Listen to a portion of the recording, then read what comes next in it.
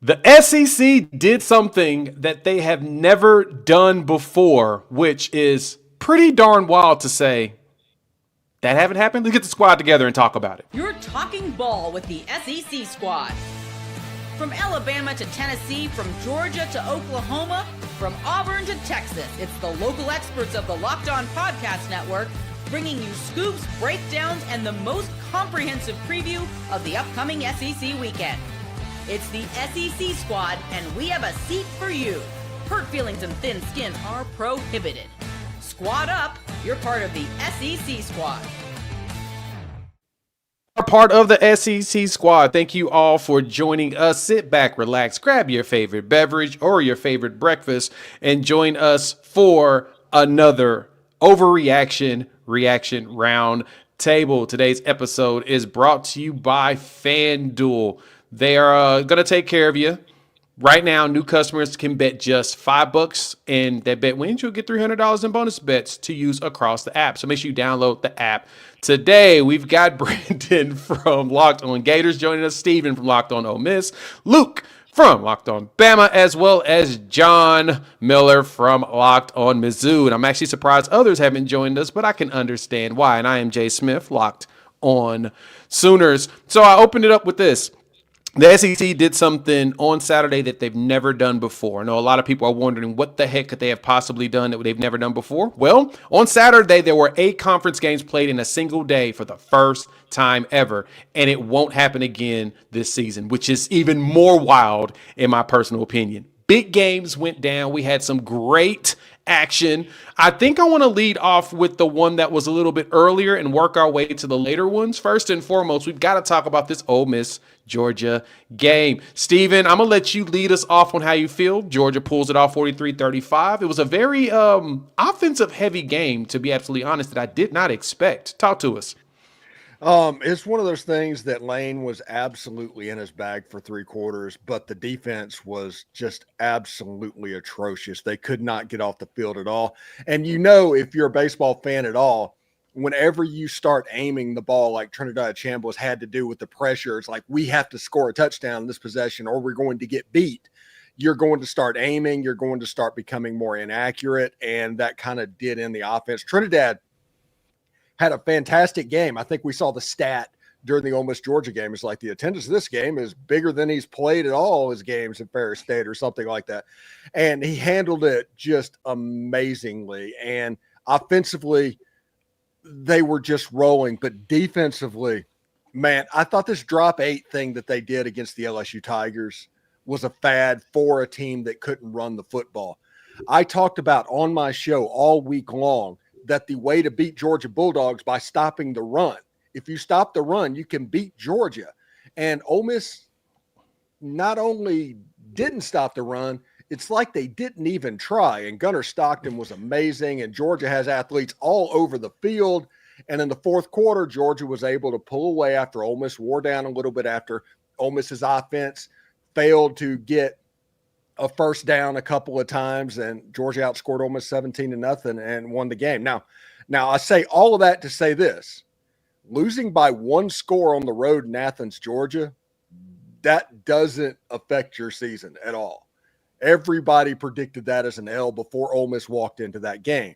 The important thing is do not let that Georgia loss affect you in Norman, because you're going to face a good team, a very talented team, but a different type of team that doesn't do the same things that Georgia does. Georgia was a horrible matchup for Ole Miss in this game. Ole Miss almost overcame it, but they couldn't quite do it. Now the important thing is try and go get that game in Norman and see what happens. Yeah, it kind of felt like the consistency for Gunnar Stockton going 26 for 31 in that game was not – it felt like he had an out-of-body experience. Not to say that he's even bad at that at all. It just didn't feel like something I would have expected from Gunnar. But he played a good game. And like you said, Georgia was able to establish some run, and it didn't feel like Ole Miss was I guess, ready for it. Kind of weird to say. But, all right, squad, pass it around. What you guys think? I thought Trinidad Chambliss did play well, but I'll say this: I was not used to seeing so many open receivers on that end against that Georgia defense. They've got some real problems in that secondary. That's something that really stood out to me for the Bulldogs. They're still a good team, but not the type of defense that we've seen at Kirby Smart's best. That's for sure. A long way from that. Luke? Oh, I guess it's my turn. I'll take it. Yeah. I think that look, I loved the way Ole Miss fought. I really did. I thought the game was a lot of fun to watch. I didn't get to see quite as much as I wanted to because I was at the Alabama game. But I'll say this: Lane has done a great job of getting Ole Miss to this point, and I think he can take them even further. I mean, there may be some people that think that Lane can't get them over the hump or whatever, but I'll say this. You see the progression of Ole Miss not being very good, then getting a little better, then somebody you really hate to play, then they beat Georgia last year at home, and now they get to this game, and they have Georgia beaten for 3 quarters. Now Lane Kiffin has some motivation like, guys, we got to have our own fourth quarter program. We need one more quarter to be elite. That's all we lack. And I think Ole Miss can get there. If I'm an Ole Miss fan, yes, of course, you always want to win them all. But I'm with Steven here. I mean, this isn't going to affect your playoff one way or the other. I mean, the chances are you were going to drop this game or Oklahoma. And now, you don't want to drop Oklahoma for sure. But I think you could even drop it if it's close and still have a great shot at the playoffs. So, in fact, I think Ole Miss is going to beat Oklahoma. So, I'm impressed. I think they're 1 quarter short right now. And if you're just 1 quarter short against Georgia, you're in an elite crowd. At Georgia, too. At Georgia. If you're 1 quarter short at Georgia, that's important. And yeah, I think most people expected this to be a loss for Ole Miss. I think going into Athens, incredibly difficult to do and walk away with that with a victory. I don't think anybody really expected Ole Miss to go undefeated at all, right? And I feel like even if a team does go 12-0, you're like, oh, they're going to screw up at some point and slip up at some point. But Ole Miss, you got Georgia on the road, lost that one. Oklahoma coming up. In theory, you could lose that game and still really have a legitimate shot at the college football playoff if you just win the rest, which I know, the Citadel is coming up, and that's going to be an absolute gauntlet there. But tough. In theory, yeah, it's tough. They gave Alabama a game for a half, like 6 years ago, something like that. But I do think that with Ole Miss, you can lose Georgia, Oklahoma, and still have a very real shot at the college football playoff. But Luke, you actually mentioned, Lane Kiffin has done this with Ole Miss. I know a place where his ceiling would be even higher. I just want to throw that one out there. Hopefully I won't be here for the full show so I can talk about that, but I know a place where he can do that. Very interesting take on that one. Okay, let's jump over to the next game. And Luke, I'm gonna pause you because I know that you're not gonna be able to be here the entire time, but I got to talk about this game first because I need all of y'all opinion on this. LSU Vandy. Is the SEC trying to run its way through Vanderbilt? Like, is it going through Nashville? Like, what is this? 31-24. Diego Pavia looked really good for the most part. And just Vanderbilt they looked consistent. They looked disciplined, and they looked like they were there to win the game. There was some busted plays, there's some big plays and stuff. So there was fun, and there were action that went into this game as well. But overall, it felt like Vanderbilt said, "Nah, we gonna win this game," and LSU was like, "Okay, we'll let you." I got to get y'all's thoughts on this because this is amazing to see that Diego Pavia with over 226 yards of total offense carried Vanderbilt to a win when LSU knew that was what was going to happen. Let me start with that because Diego Pavia's 220 yards of total offense is somebody else's 350 to 375 because the way they manage the clock, the way they sort of lull you to sleep, they just sort of body blow you to death. And that's a good team. I told people after the Alabama game, there were some folks thinking I was just giving Vanderbilt lip service, that they're good. They're strong. They've got some players. No, they're not the most talented, but that Clark Lee's got them believing, and belief is a powerful drug. And they felt like they went in that game thinking, why would we not be favored? I mean, that's the way they went in there. It wasn't like, I can't believe we're favored. Oh my God, so awesome. They were like, no, we should be favored by 7, not 2.5. And they just went in there and took care of business. LSU just doesn't have that edge. LSU in the past has certainly had it and done well with it. They just don't have it this year. And I think it's going to probably rear its head again next week when A&M goes in there and beats them. Yeah, and the crazy thing is once LSU gets that third loss, because that's the magic number, right? They kind of go on quit watch at that point. They spent $20 million on that roster. They were going to win the SEC, win the national title, and now you have A&M. You still have Alabama on the schedule. You go to Norman. There's a legit chance that they are just a later developing FSU from last year in this season because they are not putting it together. They can't do it. In this game, it wasn't the offense's fault. Everybody's going to be on the offense. It wasn't the offense's fault. That defense got taken apart, and to leave a quarterback draw open on a third and long at the end of the game, you didn't cover that with Diego Pavia? Really? And it's one of those things that something is wrong at LSU. Steven, you must have been reading my tweets because I tweeted out that exact same thing when that happened. I said, really, Blake Baker? Really? And I say Blake Baker because he's the former Missouri defensive coordinator, left for LSU a couple years ago. Hey, his dream job, he's making $2.5 million. Good for him. Unfortunately, one of his weaknesses kind of reared its ugly head. When you've got a running quarterback, well, he tends to not adjust to it in any way whatsoever and just tends to do his Blake Baker pressure for better or for worse. And Diego Pavia is a good runner, but he's not exactly Lamar Jackson. I mean, to let him rush for basically 100 yards in this game adjusted for sacks, that's embarrassing, honestly. Like, LSU is supposed to have this great defense. It didn't show up. I'd put a lot of it on Blake Baker in that game. Can we blame Lane Kiffin for this one, though? His daughter putting the voodoo on the Weeks boy to where he couldn't play in this game, too. I know that's always, of course, the running joke, but at the same definitely the Sooners' Jim Ross, the legendary WWE announcer, would agree with you. That Jezebel, she did it. She put she put the spell on Whit Weeks. Well, something's going on. Yeah, he got caught on camera throwing up during the game and back-to-back weeks that he was playing in. Managed to catch the mouth guard while vomiting. That was pretty impressive athleticism. It actually was impressive. I've never seen anybody do awareness. That's good mouth guard awareness. It really is. Like, how do you even figure that out in between the vomit and where the mouthpiece? Like, how do you determine which is which? Like, I don't want to know. Actually, Brandon, I think you're right. I don't want to. Hey, I'll tell you that. I'm mad you even asked that question. No, that's a gamble I'm not taking personally. Like, I'm just not doing it. I'm just going to let the mouth guard hit the ground and be without one for a play. Let's take the chance.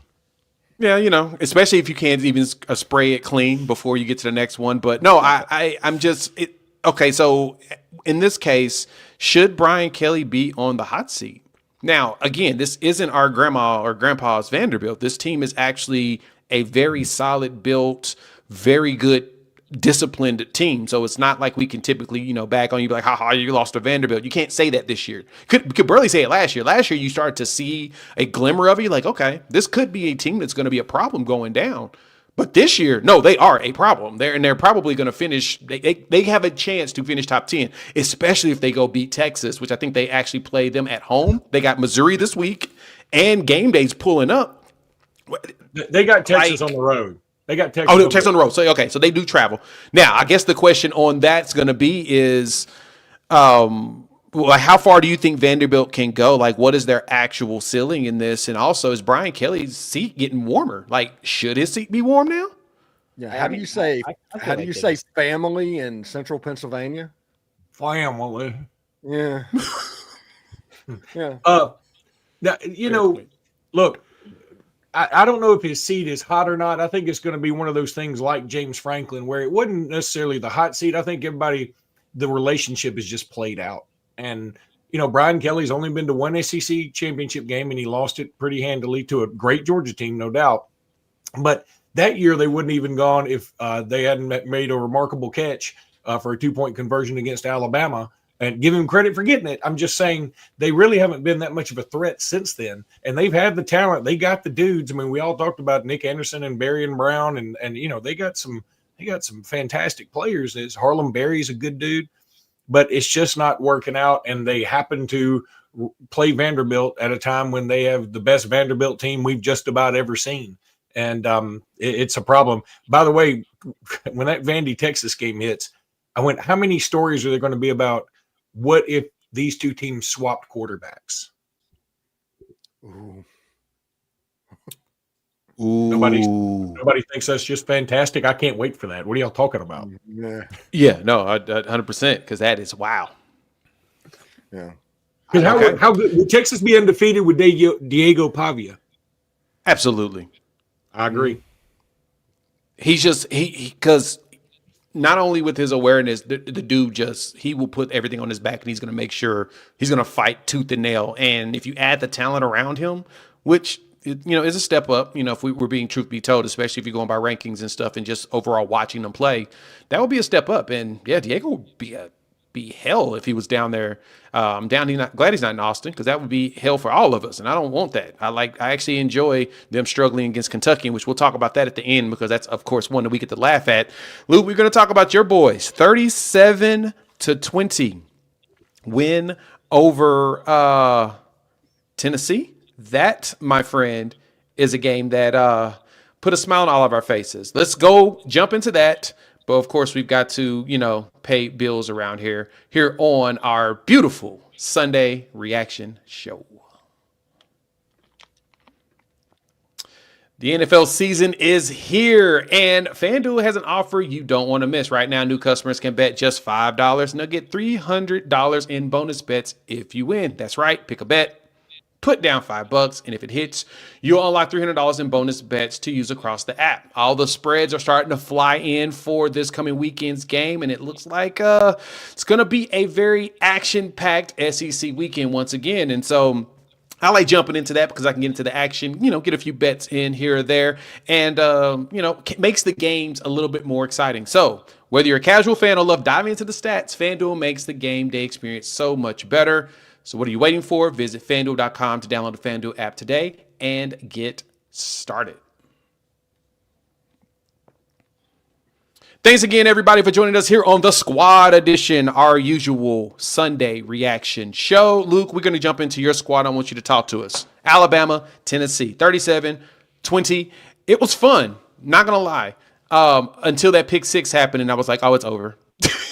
It's done. One of the great reactions of all time from that OC or whoever that coach was for Tennessee. He's just like, it's like Pikachu meme. Well, he was like, yeah, he did look like a Pikachu meme, and it was almost like, oh my God, I didn't think that could happen.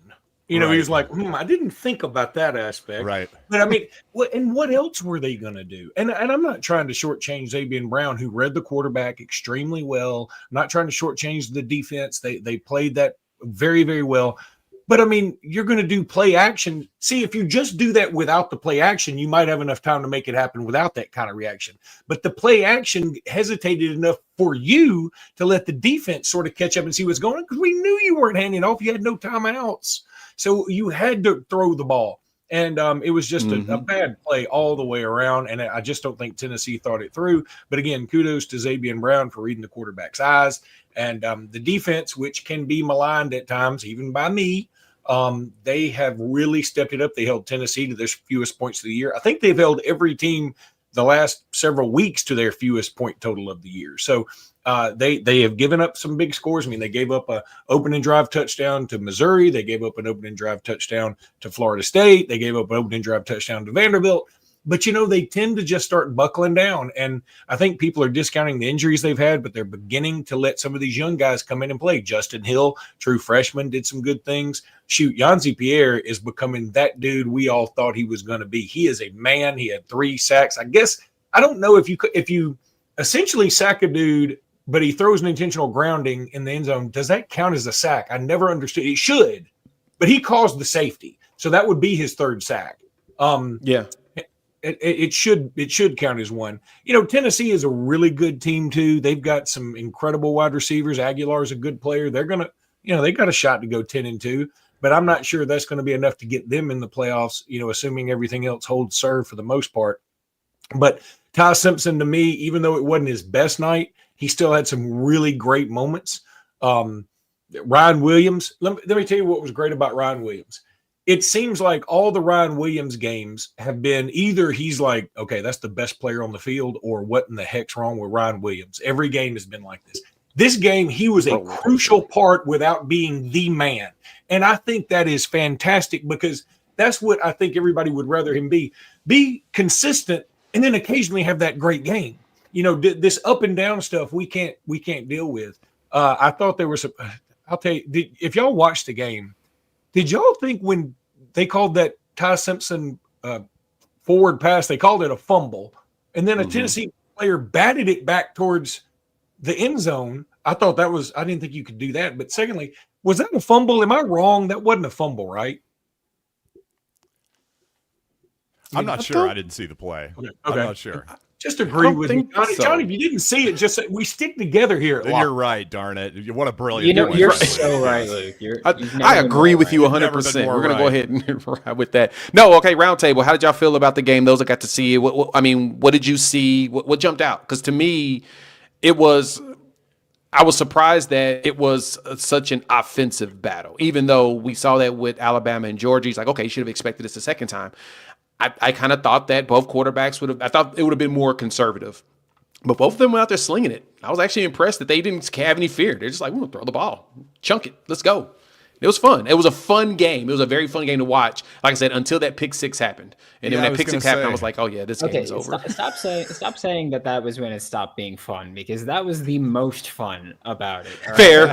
That was the most fun. If you were hate watching that game, that was the most fun about it. True. That is very true. It was great to see Tennessee get knocked down a little bit. I feel like they got really, really big in their bridges, and they're too big for their britches with their whole we got Aguilar and he's outperforming expectations, scoring a bunch against everybody, and then to watch them get pretty clamped. Like, considering that they'd scored 34 plus in every game, to watch them score just 20 with some of the Tennessee mistakes that they make, it was really fun to watch as someone that absolutely despises that program. So thank you, Luke. I very much appreciate that. Just the natural hate came out. Yeah, Tennessee kind of followed the script that they normally follow whenever they go down to Tuscaloosa. They seem to be chippy. They seem to be up for it. Then they do something silly, and it all kind of falls apart. So until they go down to Tuscaloosa and they don't do that, you have to assume that they will, because they seem to do it every time they go down there. He did wear his black hoodie. Also, I think we just found a new tagline for Rougiette. They got big in their britches. I think that is the new tagline for Rougiette Go Long.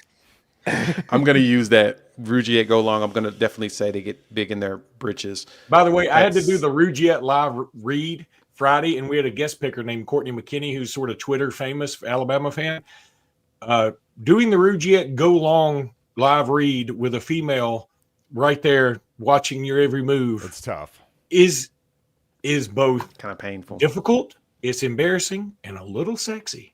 Oh my God. Actually, I do think it does add some sexiness. I was hoping you weren't. I know. Once he said both, I was like, please don't say it. Please don't say it. He's gonna say it, and he said it. He 100% said it. He said it. Oh my God. He said it. He said it. So, folks, we're live. Somebody just said Tennessee will beat Florida in Gainesville. Until Tennessee wins in Gainesville, I'm not going to believe it's going to happen. Me either. I don't. And speaking of Gainesville, I think we should go ahead. The right form of wheel and well, like Tennessee, we will beat Florida in Gainesville. Learn how to spell, loser. Bell to ass.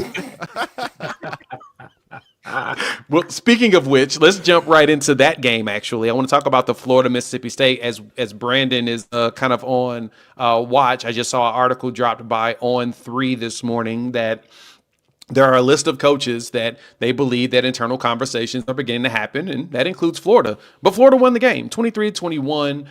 Jeff Lebby appears to be slowly getting Mississippi State to be a functional organization. I mean, only giving up 23 points is not that bad of a deal for them, and they scored 21. I mean, they lose the game in a way that only Mississippi State would lose the game. So going down slinging it, they're going down slinging it no matter what. But Blake Shapen was playing the wide receivers that Lebby had recruited also when he was at Oklahoma. He got both of them back at Mississippi State, and 100 yards for both of them in this game. They were balling. Like, I got to say, 4-3 Mississippi State feels a little bit more dangerous than people, give props to. But Brandon, how did Florida win this game? And what do you think is going to be the outcome from it?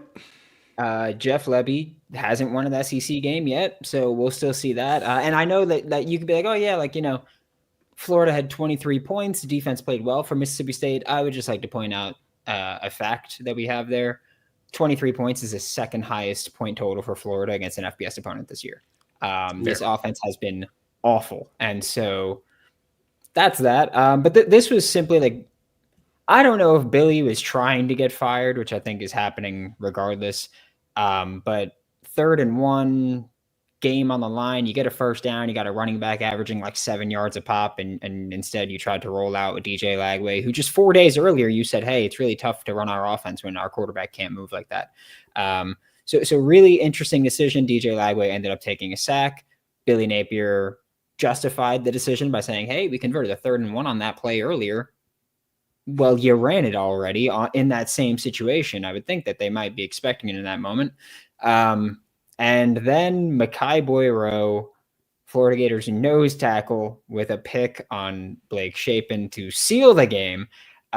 You love to see it, but it's embarrassing to say that the Florida Gators have a head coach that got bailed out in a game in which they won because our nose tackle dropping in coverage got the pick there. Embarrassing to see. This was Billy Napier doing every Billy Napierism he possibly could. We had a 12-man on the field penalty. We had misused timeouts to avoid delay of games still in year 4 at home. Interesting to see how many times that happens. But that's what Billy does, and that's one of the reasons that he should no longer be the head coach at the University of Florida. Waiting for the call. Pete Thamel, please, buddy. Please, just he's just begging him out of his misery. Please, just press send on the tweet. Just get it, put him out of his misery or whatnot. I was gonna say, he's got that tweet in the drafts for sure. He's waiting. He really does. He has to. From last year, he just every week he just updates the record, and that's it. That's all he does. That's what he does. That thing saved. You got to give that nose credit, though. That was one hell of a catch by the guy. I mean, my goodness, what a dream. That's probably the second time he's dropped into coverage in his football life, and he seals the game with a pick. Well, good for you. That's all I can say there. Mekhi Boyero, a dude. That's a heck of a play, man. And I think that's 15 in a row losses for Mississippi State. I think that's 15 in a row. That's such a brutal way to lose. What's up, guys? Hey, what's up, Corey? Hey, Corey, Vandy's at the top of the show now. Yeah, you're at the top of the show. We got locked on Vandy in here. We'll come back to you, Corey, in a minute and get your thoughts. But no, wrapping up the Florida talk. Go ahead, Steven. You had a stat for us. Oh, Mississippi State has lost 15 straight SEC games. Jeff Lebby still has not won an SEC game, and that might change next week when Texas comes into town. If the Kentucky game was any indication, but. Mississippi State just at this point doesn't know how to win games, and that includes players and coaches. Because in that situation right there, a confident team would just run the ball and kick the field goal. Period. I got to say something real quick because I've got to go. I've got to go do some damage control. I just got word. Not kidding. I did make Laura Ingraham's Instagram story, and I've got to go see how bad this is. I've enjoyed my time with Locked On. I was 22. You should have just shut up and dribbled. And it was not my. I don't think it was my best night. All right, well, I've got to go find me another podcast that'll have me. So I appreciate it. Yeah, best of luck. Knowing you, Luke. Oh boy, we'll see you later. Good luck, Luke. That is hilarious that he ended up on only the 485,000 followers on Instagram. Not a lot. It'll be fine. Oh God! Oh, that's terrifying. So what do you do? You don't want to know. You don't. You just got we'll handsy move with Laura Ingram. No big deal. Yeah, we'll just handsy and fun, but for both of them, I hope it was. He for just both said of them. it's just all in good fun. It's cool. That's what they do down in Alabama. At least Luke. It's just fun, but no. All right, let's go on to the next game. Let's talk Missouri Auburn, and then after we do our break, we'll talk about. We'll let Corey have fun talking about his win, but John, that was a good way of gutting it out.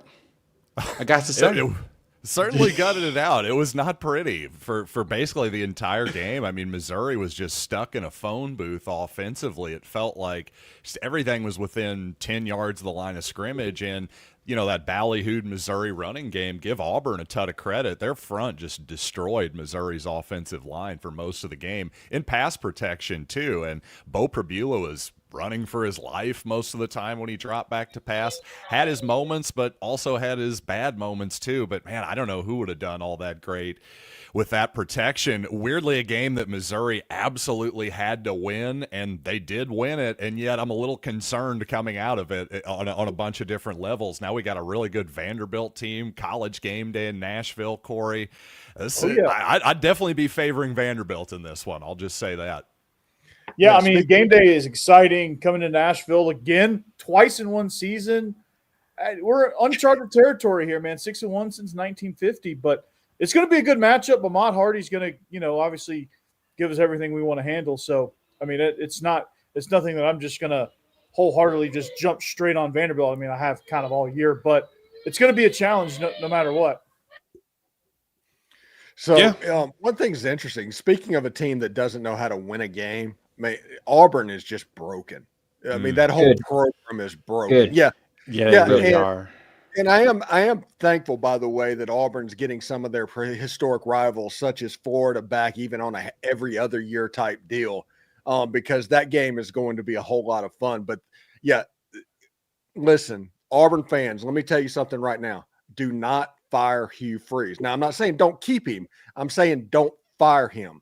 Because if you hire him and a DJ Durkin figures out a way to win a couple of games, you have another Cadillac situation on your hands.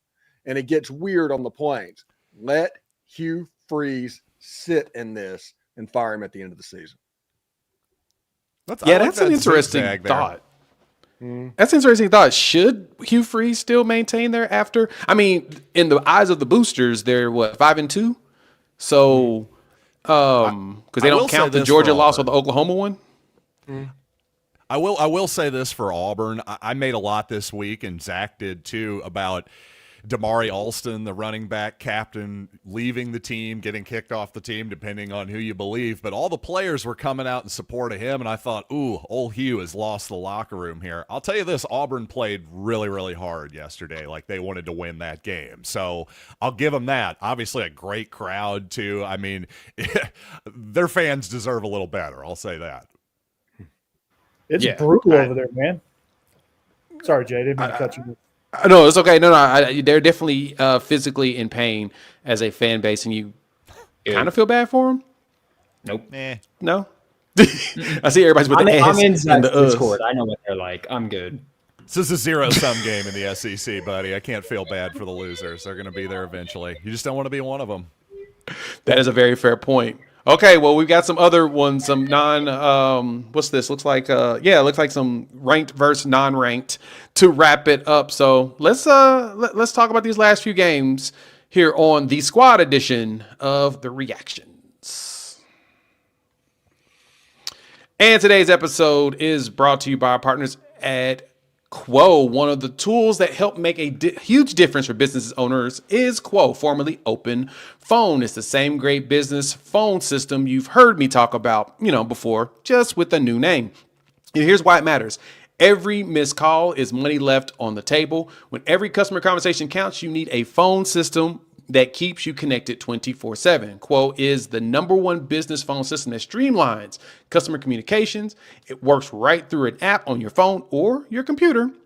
So no more carrying two phones or relying on a landline. Their built-in AI agent is a game changer. It can answer calls after hours for you, capture leads, and keep business moving even when you're off the clock. So why over 90,000 businesses trust Quo, formerly Open Phone. Get started free and you'll get 20% off your first 6 months at quo.com/lockedoncollege. That's QUO.com/lockedoncollege.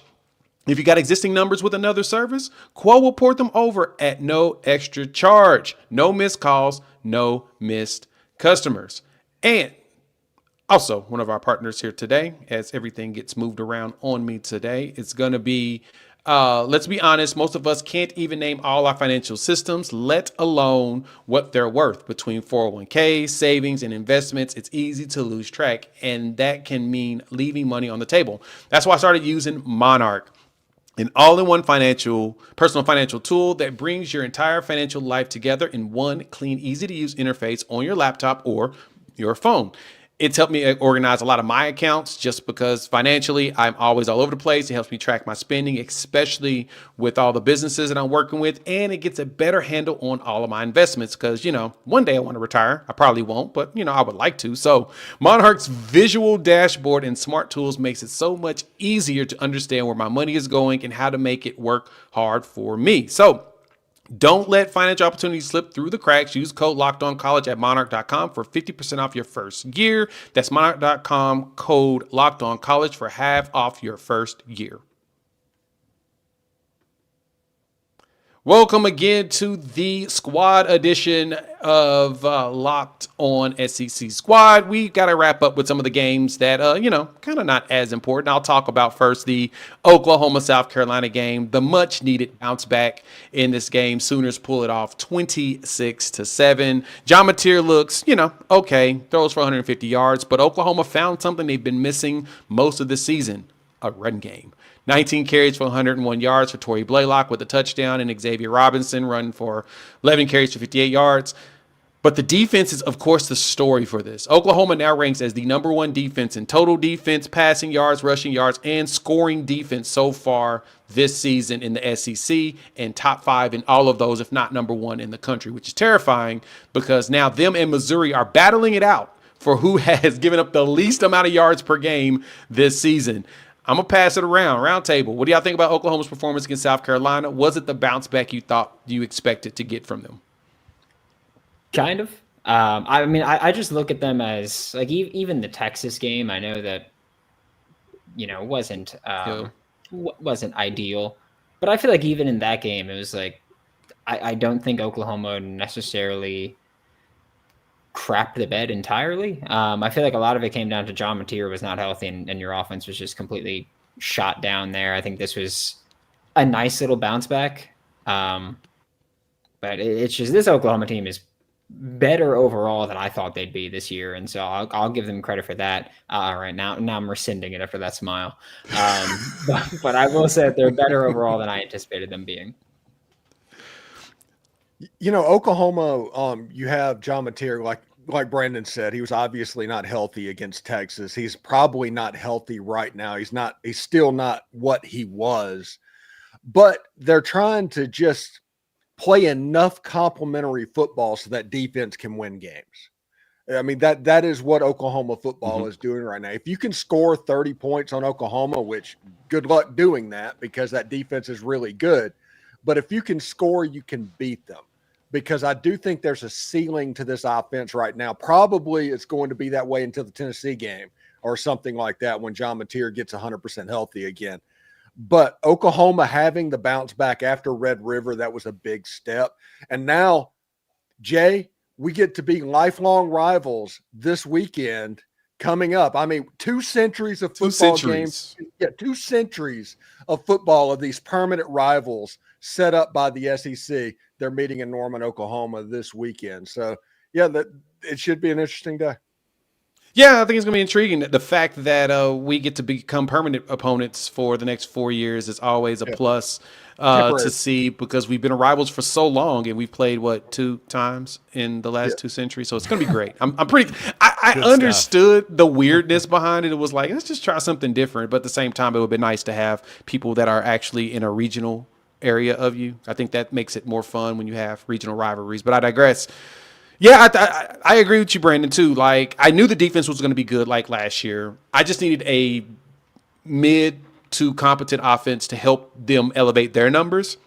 So far, we're seeing that. Now, I'm really curious to see what it looks like because the gauntlet we were told was going to happen, a lot of those teams are not looking like the teams that we thought they were going to be. Now, the gauntlet truly does show up because Ole Miss this weekend, and you follow up with going to Knoxville, then you get a bye, then you go to Bama, go out to Tuscaloosa, then Missouri comes to town, and then LSU.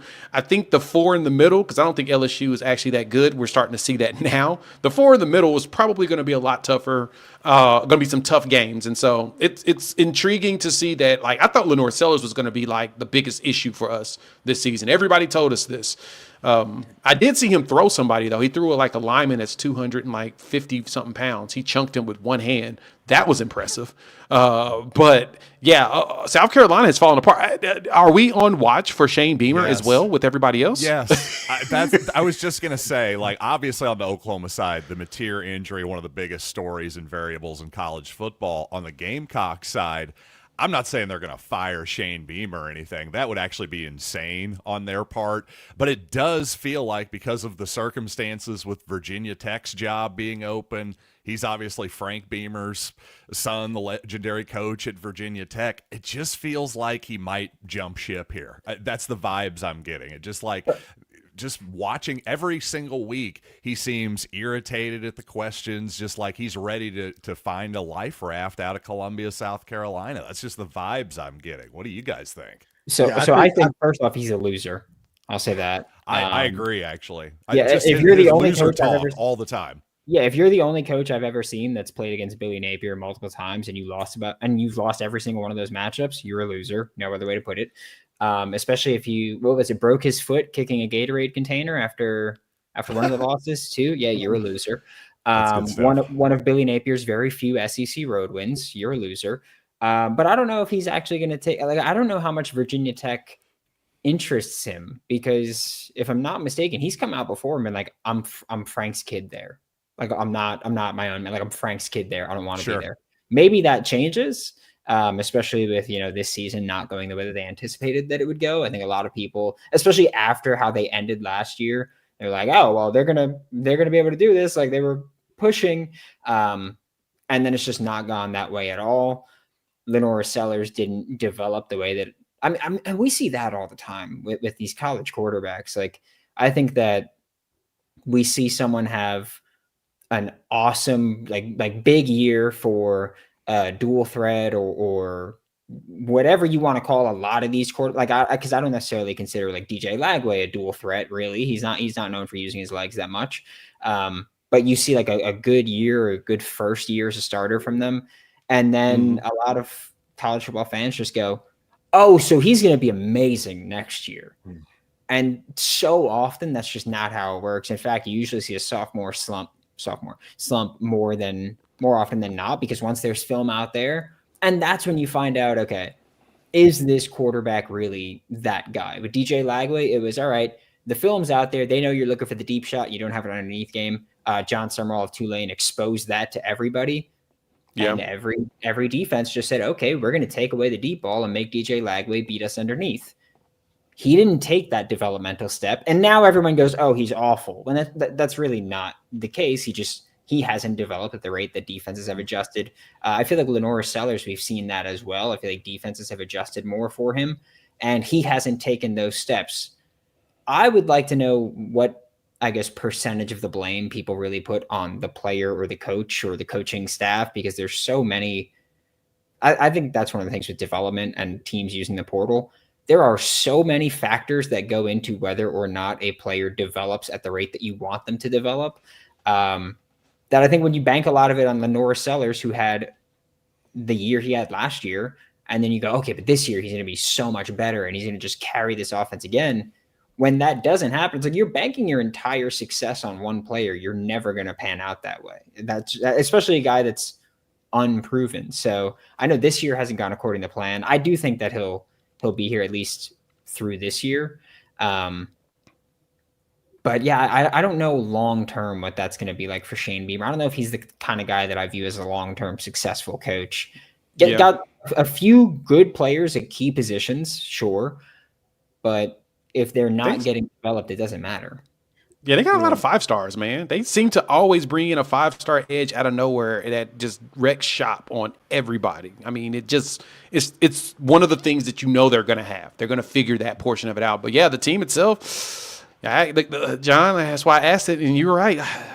We're going to have questions on Shane Beamer because I know that last year that was the talk. Shane Beamer's going to be on the hot seat last season if they don't do something. They start 3-3, and then all of a sudden they rattle off 6 wins, in which one of those wins against LSU, we still got questions about with those pick sixes and how the refs kind of just botched that one. But now 3-4, and it does not feel like everything's rosy over there in that area. So we'll have to see kind of where it goes. Corey, we'll give you the mic for a minute. I want to hear about Vanderbilt. How did you feel about your Vanderbilt doors out there putting in work on LSU? The LSU fans here in the chat are not very happy, but I want to know what you think about that. Yeah, they probably shouldn't be, because it was one of those games where Vanderbilt was just in control the entire time. It didn't seem like anything LSU could do, they could get a stronghold on that control, because all but one punt and the kneel down, Vanderbilt got points on every single drive, every single time they touched the ball, and they ran the clock. They ate up and chewed up clock. And it was one of those things where LSU didn't have any answers defensively. They couldn't stop Diego Pavia. The times that he ran around in the backfield and created, especially on that 4th and 2 that they converted, where the guy was in his face and had him dead to rights, and he just somehow shook out of it, flipped it over to the running back and converted. They ended up getting a touchdown on that drive, and that was the one that nudged them ahead for good. And it just didn't seem like they could really get control. And they got destroyed up front, yes. And their defense just got completely worked. A defense that we all considered elite. I knew it was going to be a challenge to get things going on their defense, because they're so good in the secondary and they're so good up front. They're just great all around, that they just didn't seem like they were very aggressive. It didn't feel like they had a good game plan or plan in general of how they wanted to stop Pavia, and they just really did what they wanted to do. And then Vanderbilt's defense gave up a few big plays, but for the most part, Nussmeier got hit time after time after time, and it wore down on him. And those tackles, man, it was a brutal performance for LSU's offensive tackles, man. It was not pretty for them. Brian Kelly was frustrated all day long. Barryon Brown was yelling at somebody on the sidelines. I mean, it was just it was just kind of disarray for LSU, and it just didn't look like – it looked like an unmitigated disaster on their sideline a little bit, and it just wasn't good. And Vanderbilt is finally good enough to take advantage of those things. In years past, they weren't, but now they are, and it's great. Yeah, you look at it, Corey, is like, how dependent is LSU's defense on Whit Weeks? You take him out, they look completely different. All of the aggression is gone. And Pyburn was saying, it's one of those things that, like I thought Whit Weeks was good. He's shown out, but I did not know that he was this important. Yeah, I didn't realize that either. Like, I thought they would be okay and they would just kind of maneuver around that. But good Lord, man, they look totally different. They were getting gashed up front against the run, which I was assured by all their fans that they wouldn't. And it was, it was a beautiful thing. Yeah. LSU fans are great. LSU fans are great. Yeah, they are. They really are. They're LSU is burning, as a few people have decided to post in here. I've heard this numerous times. Just want to throw that out there. They suck too. I'll make that abundantly clear. Yeah, LSU should be burning. So Brandon is consistent. I love it. Screw them. On my reaction title, nice. We lost Corey. Andy's gone. As he said the secrets of his title, but we'll come back to him on that title. But all right, 2 more games till we can wrap up in the day. I'm trying to decide which one first. I think I'm gonna go ahead and do this one. Texas A&M and Arkansas. That was a very electric game. Like, it was all offense, and I don't think the defenses knew how to play football again. Marcel Reed was fascinating on top of Taylor Green. Like, Arkansas gets a new coach. You would think that usually means that they're going to, fire a coach. Usually everybody plays very well, and they come out there and ball, and the offense did. But overall, it was not they just could not close it at the end there. What y'all think about it? Give me the roundtable. How you feel about this game? Texas A&M's weird. That's the biggest thing. They're just a weird team where it's like, yeah, Notre Dame will go. It was like 41-40 against Notre Dame. It was 45-42 against Arkansas. Then they'll just have games where it's like, yeah, by the way, we're the best defense you've ever seen, you've ever laid eyes on. We're just going to light people up. They're just a weird team. They're a damn good football team and very well coached. But they're just a weird team that I feel like every time I watch, I feel like they should have dusted Arkansas. I feel like they should have beat the crap out of Arkansas there. And I know that, you got Bobby Petrino's doing his fun stuff and he's putting up points. I just feel like Texas A&M should have beat the absolute crap out of that offense and didn't. And that makes me think, when Texas A&M faces another elite team, what that's going to look like. Because to this point, their SEC schedule has been what? Auburn? No. Mississippi State? Lost to Billy. Florida? Billy. Arkansas? Put up a ton of points always. LSU's not going to be a challenge. Yeah, Missouri's going to be an interesting one. But I'm just curious what Texas A&M is going to look like when they get, because their schedule actually ended up playing out pretty favorably. And so I don't know what they're going to look like until we get to really the very end of the season, when we're talking about them in the SEC title game, maybe when we're talking about college football playoff. That's going to be their true biggest test. And it's just tough to really gauge with it. They're beating up on bad teams, but they also just went into a shootout with a not good Arkansas team. Good Arkansas offense, but yeah, very, very just odd team. One interesting take that I have going on right now is, if you said that Texas A&M, this is a weird football team, they're kind of living up to their brand. You want to talk about Texas A&M not knowing what they are? They kind of know what they are this year, and it might be a weird team, but that's a weird place. And if they can embrace it, they have a chance to be dangerous. Yeah, Texas A&M, for a team that's probably going to be at least probably third in the country here when the AP poll comes out in a little bit here. And yet, boy, as good as that offense is, that defense, and that's Mike Elko's calling card, by the way, his defense is just not good enough. If it's to truly be a contender, 268 yards rushing Arkansas had yesterday. What do you think Missouri's going to do against them when they come to Columbia? That's just, simply put, Auburn was really good against that Missouri rushing attack. I don't see that happening with A&M, so that's just promising to be a wild shootout here in 2 or 3 weeks or so.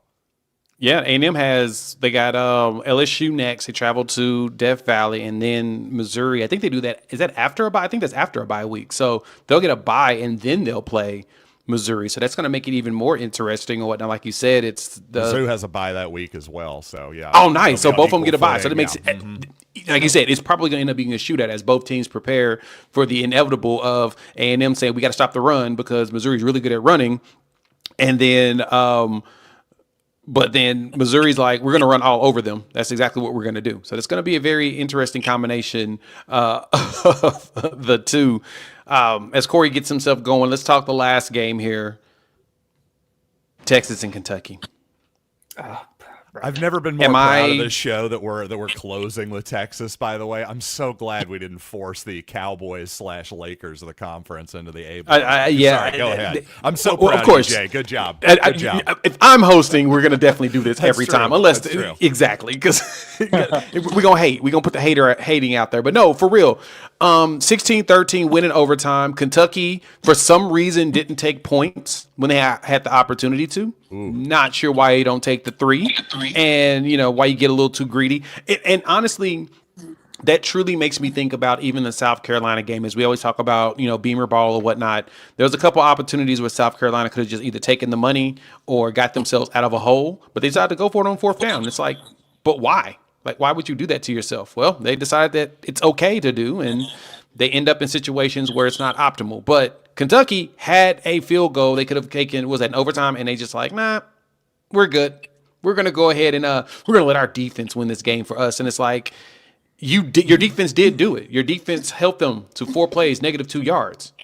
And they kicked the field goal to win the game. Like, dude, what are we doing here? Yeah. Honestly, my biggest takeaway from this is Texas is just not very good. I mean, they're not even a top 25 team to me right now. Is that a crazy thought? No, not really. No, it's not. I mean, that was a brutal game for them. I mean, on the road, they had a chance to prove a lot of doubters wrong, and they just didn't. If you look at their schedule, I mean, they have A&M still left to go. They have Georgia on the road still left to go. So that's 4 losses potentially. Who else? They have Vanderbilt. That's not a gimme at all. Vanderbilt should be favored in that game. No, it ain't. Yeah. I mean, this could be a 6-6 Texas team that's about to go to the Liberty Bowl. That's what I'm talking about. So, according to that one guy in the comments preseason, when I said my bold take was Texas wouldn't make the playoff, he said he told me I should bet if Texas makes the playoff, I should quit Locked On Vandy. Doesn't look like I'm going to be quitting Locked On Vandy. I love that level of that pettiness there. You never know. Texas could win out. You never know. They could just figure it all out. Technically, they could. I just don't see it. But technically, they could. Technically, I'm going to hit a parlay and make $1 billion right now. It ain't happening either way. Like, that's a delusional fan base that came in thinking that they were the hottest stuff in the SEC. Absolutely. Like, I mean, we got to remember this Kentucky team went out to South Carolina and lost like 35-13, lost at Athens 35-14, had a bye week in prep for Texas, and then they only lose by a field goal in overtime. Look, I guess the biggest thing for me is I know that the hype of Arch Manning was definitely thrown out there all year long. It's been the talk of the town, and he looked really bad in that game. At one point, he had missed 7 of like 8 passes. It was bad. Now, granted, his wide receivers didn't help. Yeah, but it looked bad. When he's throwing up hospital balls, of course they're not helping. That too. He was an unbelievably inaccurate quarterback. The scary thing for Texas, and just sit back, whether you're on Orange Bloods or Inside Texas, whatever site is your go-to for Texas, just remember this. You went to Kentucky and got schooled on offensive football by Mark Stoops. That is all you need to know. By Mark Stoops. Like, look, like the statistical breakdown of this game is still, I like my brain can't even like process it. 26 first downs for Kentucky. Texas had 8. Kentucky had 395 yards of total offense. Texas had 179. Wow. 131 rushing yards for Kentucky. Texas had 47. 258 passing yards for Kentucky. Texas had 132. 12 for 27 versus 31 for 40. Cutter Boley was eating the defense alive. And just mainly because Kentucky being Kentucky can't close things, this game did not feel like it should have been even this close. Yeah. I guess credit to Texas's defense. Yeah, we're still having to hear Texas is back because Kentucky didn't kick a field goal in overtime. Can you imagine having a guy who's the greatest brutal quarterback in the country, and then he gets outplayed by Cutter Boley? Yeah. Cutter Boley, dog. That was hopefully Texas is back to 2017. That's what I'm hoping. Where they belong. Exactly. I mean, it could very well be that. Yeah. And the Stoops hate of I gotta go watch the Chiefs game. It's been real. Same, yeah. Y'all enjoy yourselves. Thank y'all for joining us for the squad show. We're gonna wrap this up, get everybody out of here, and we will see you all, on Thursday as we prepare for week 9 of SEC play. For Brandon, Steven, Corey, John, and Luke, I'm Jay Smith with Locked On Sooners. We will see you all later on. Anchor down. College game day twice in a row. Twice in one season, I should say.